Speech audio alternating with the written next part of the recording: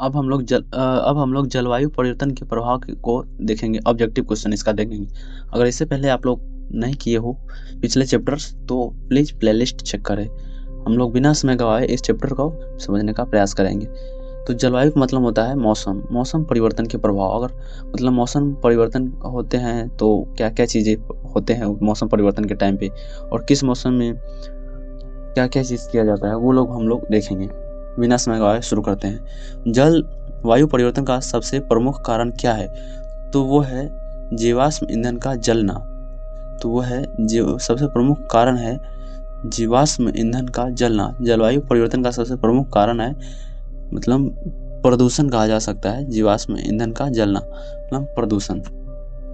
इसके बाद green house गैसों में सबसे अधिक प्रभावशाली गैस कौन सी है? तो वो है कार्बन डाइऑक्साइड CO2। इसके बाद जलवायु परिवर्तन का सीधा प्रभाव किस पर पड़ता है?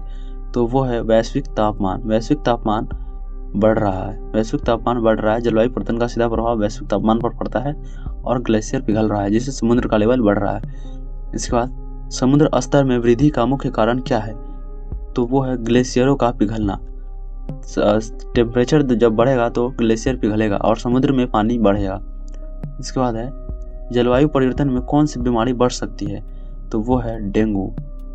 लिटरली जलवायु परिवर्तन में कौन सी बीमारी बढ़ सकती है? तो वो है डेंगू। मतलब अनियमित वर्षा होगा और वर्षा मतलब ज़्यादा होगा तो उससे मच्छर फैलेगा और मच्छर से डेंगू। इसके बाद जलवायु परिवर्तन के कारण किस क्षेत्र में सूखा अधिक पड़ता है? तो वो है शुष्क क्षेत्र।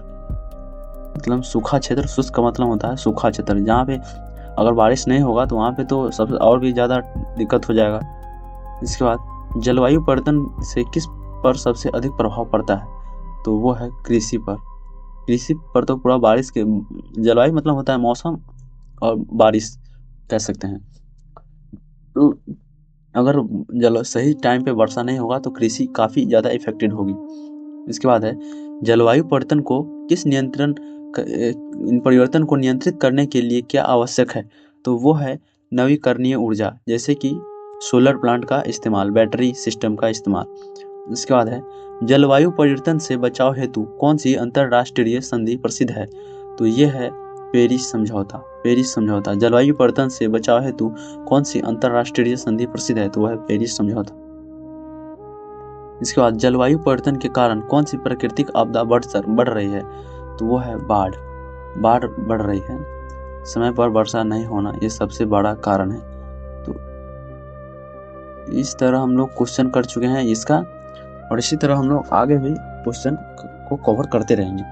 तो आप लोग हमारे चैनल को सब्सक्राइब कर दीजिए और हमारे बेल आइकन को दबा दीजिए, क्योंकि आगे का अपडेट मिस ना हो। इससे क्या होगा कि हम लोग लगातार क्वेश्चन और चैप्टर को इसी तरह लगातार चैप्टर वाइज कवर करते रहेंगे, और इम्पोर्टेंट चैप्टर को फिर से हम लोग रिवाइज करेंगे ताकि एग्जाम में कोई भी प्रश्न छूट ना पाए। तो इसी तरह, और अगर आप लोग पिछले चैप्टर्स का वीडियो नहीं देखे हो तो चैनल पे प्लेलिस्ट बना हुआ है, आप लोग जाकर प्लेलिस्ट चेक कीजिए। तो फिर मिलेंगे अगले वीडियो में नेक्स्ट टॉपिक, किसी अच्छे टॉपिक के साथ। तब तक के लिए धन्यवाद। Bye bye, see you.